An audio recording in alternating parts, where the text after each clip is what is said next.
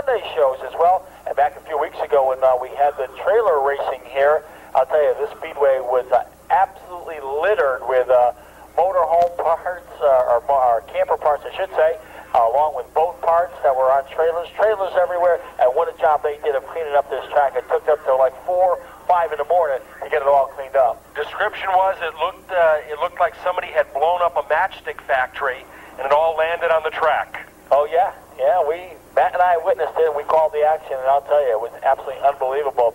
And a lot of people were hoping to see another trailer race here, but I don't think it's going to happen. How many were here for the trailer racing back a few weeks ago? How many liked what they saw? Would you like to see another one? Okay, well, we will talk to the boss about that and see what happens. I'd like to. Okay, we're just about set. Fans, count them down. 5, 4, 3, 2, 1, 0. Green flag is in the air. We're underway. Let's get ready to crumble. Well, look at Eddie Lipinski in car number 0. Started about 10 rows back, got the jump on the green flag, and now races in 5th spot, trying to get to the front of this one early. Here they come off turn number 4. It is car number 20, or actually the 30, that shows the way down in turn number 1. But right on his heels there, it is car number 99. Remember, Dan Murphy won our figure 8 race earlier tonight, and he's dominating the early stages of our Enduro.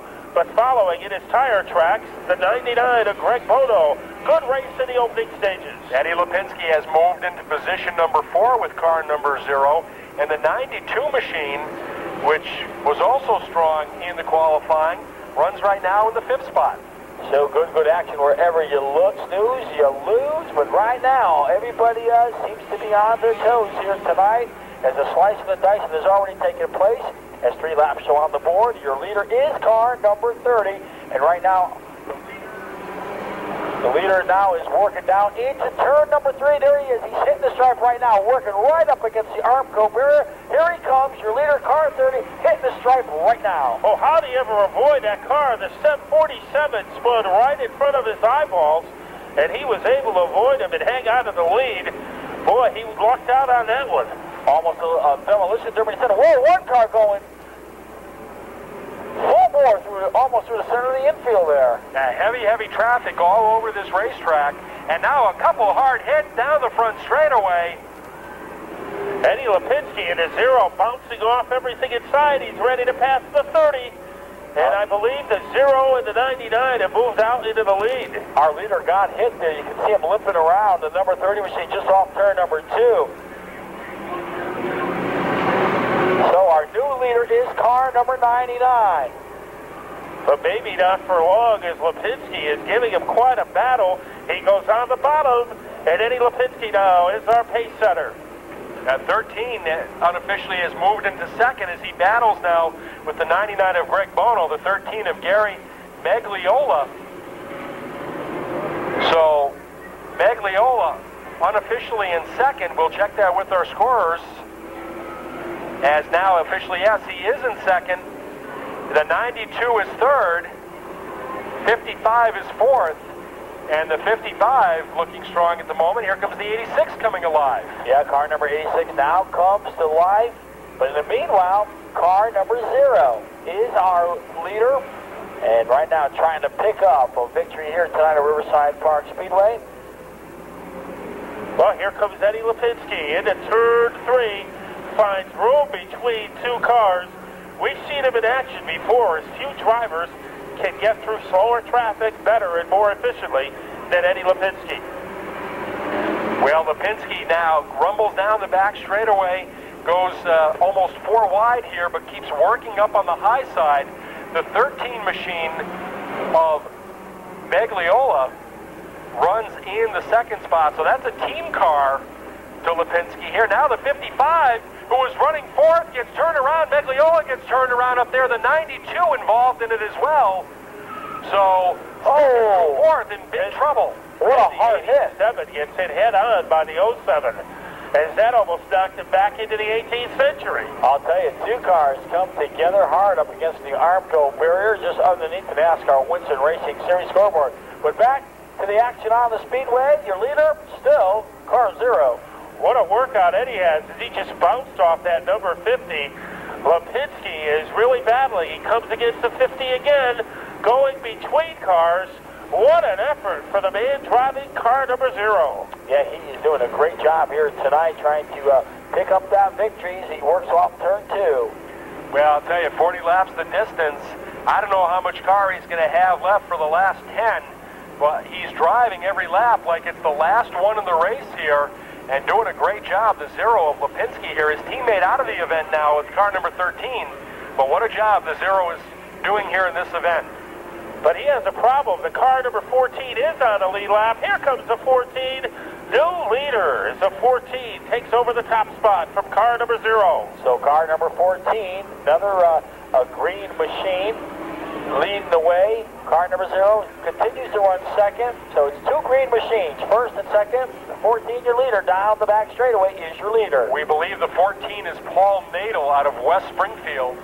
So going on the basis that car number 14 is in fact Paul Nadel out of West Springfield, and he's got Lipinski still in his sights in the rearview mirror there. So Eddie Lipinski not out of this by a long shot. If anything, it looks like maybe he's found the rhythm again and is closing in on the 14.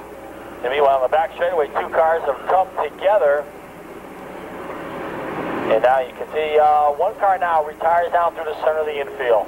Well, if you've been with us all season long, you know there is no such thing as a white flag in Eddie Lipinski's glove compartment. He does not give up, and he's not giving up now. He's giving the 14 of Paul Nato all he can handle as they head into turn 4. Yeah, gets bounced around there with the 52 a little bit. Now the leader gets spun. So the 14 machine in the infield and the 0 drops out as well. So our first and second place machines now out of the event. Our new leader is car number 2, the Miller 2. The black machine, the Miller 2, is our leader. Well, right now he has open track in front of him as he goes underneath the 91 car. So car number 2 is setting the pace here in our 4-cylinder race. And we believe that is Dave Jagier out of Chicopee. As we check our roster, we think it's the 2. Whoops. It's not Dave Jagier. We're checking now. His car is the number 2, driven tonight by, as soon as our officials tell us, it looks like to be Bob Adams out of Meriden, Connecticut. I believe that's the word that we're getting. That car number 2, Bob Adams, is our leader. Adams doing a great job out of Meriden, Connecticut with car number 2. Kind of looks like the Rusty Walsh machine. Oh, and the word that we are getting now that our leader is car number 12.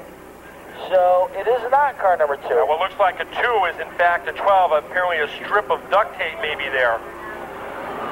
Well, we have a new leader anyway. The 00 of Jeffrey Norris, Old Saybrook, Connecticut. Oh, red flag on the speedway.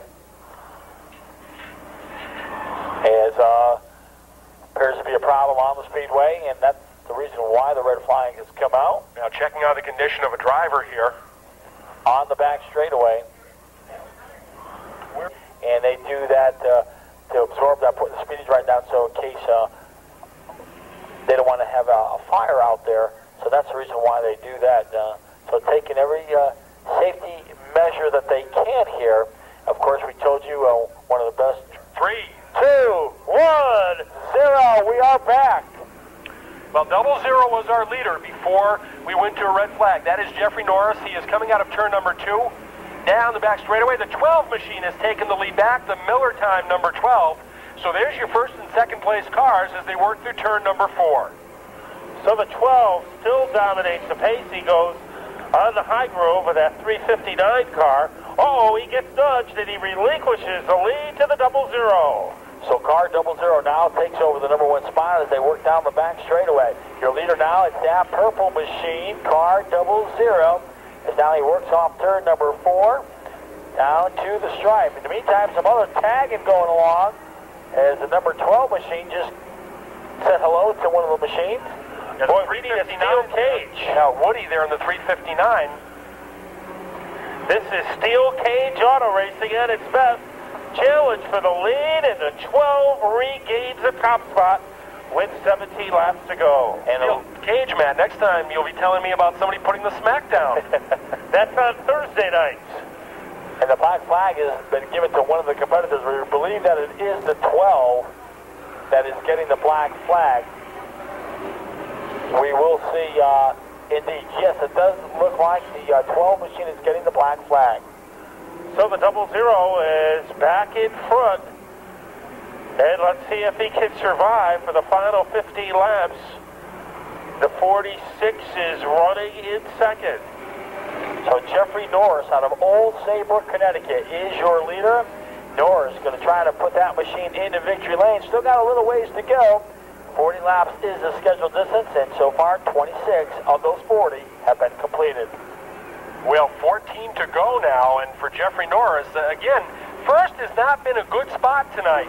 Everybody so far who has been a leader has met with some kind of misfortune. Norris is going to try to break that streak as he takes that little purple 00 with the yellow graphics on it around the racetrack here, and he slows down a little bit going down the back straightaway, but still keeps his pace and holds the lead here with car number 00. Car number 75 is in second, and he is not that far away from the 00, so we could have quite a shootout as we near the completion of this one. Now you see car number 12 has been getting the black flag, and right now I'm sure they'll give it to him again.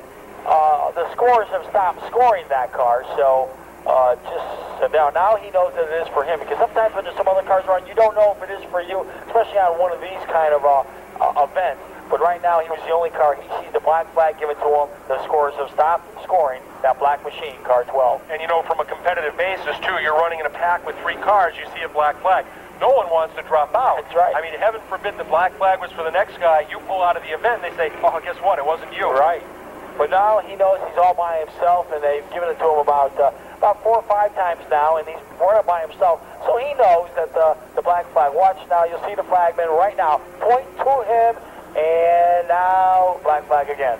Battle for the lead. The 77 in second, 00 in first. Here's the rumble off of turn number 4.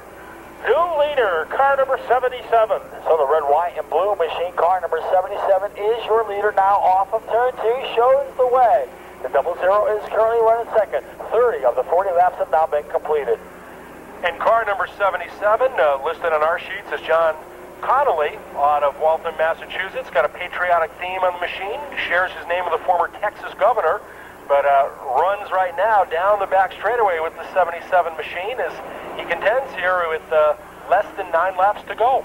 Coming up next, 8-cylinder feature event, 50 laps of scheduled distance. But right now, it's the 4-cylinder Enduros at their best here with car number 77 showing the way. And that, we believe, is the John Connolly machine out of Waltham, Massachusetts. So John Connolly is less than 8 laps away from the biggest night of his season, and still in striking distance is Jeff Norris to the 00. Remember, this isn't like football where you can run out the clock and kneel down. In enduro racing, you have to race every lap, and the 77 that time got nudged by the 31, but it didn't slow him down. Didn't slow him down, but again, the lead has almost been the jinx spot of the evening here, and Connolly becomes the latest to try to break that now. Time on his side for sure, 7 laps to go. Attrition has taken its toll here. You can see all the cars that are parked. Remember, this is a 40-lap event, so attrition has been pretty high.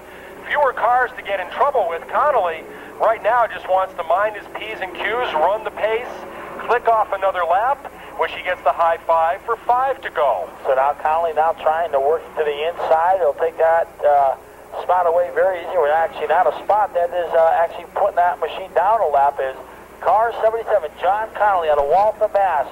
The red, white, and blue car, number 77. He's your leader. He hits the stripe right now. Keep your eye on car number 40 for Murphy Summers. He has moved into second, and he is moving pretty rapidly as they head down the backstretch. Maybe he can give Connolly something to worry about over the final laps. Well, the 40 machine, as Matt Buckler mentioned, on a tear here. And if this guy is on the lead lap, he is making hay. He is past the 00, and if in fact he is on the lead lap, this guy could come up to contend here, car number 40. So car number 40, we believe, is now the second place car. Yes, car number 40 is now moved into second. 38 laps now showing the board. But time is running out. Let's see if he can play catch-up. Conley leading. Here comes Murphy trying to make things interesting on the final lap. Now, Matt Buckler said you can't run out the clock. How right he is. Last lap, last chance now for the 40 machine. If Conley's going to be too deliberate, it could cost him. Little traffic ahead of him down the back straightaway. Well, that may have caused a problem there. The slower car got into car number 40. But here comes your leader. Down to the stripe, September 5th, 1999, taking down the win. Car number 77 for John Connolly out of Waltham, Massachusetts. So what a job that Connolly did with that red and white blue machine to take down the victory. But how about car number 40 was making the last effort to try to track him down. Performance for John Conley of Waltham, Massachusetts, as he surges into victory lane. The winner of tonight's 40-lap, 4-cylinder Enduro. Let's have a hand for John Conley as he climbs out of the car. And now outstanding performance, Gary Danko. Yes, he did. Absolutely unbelievable.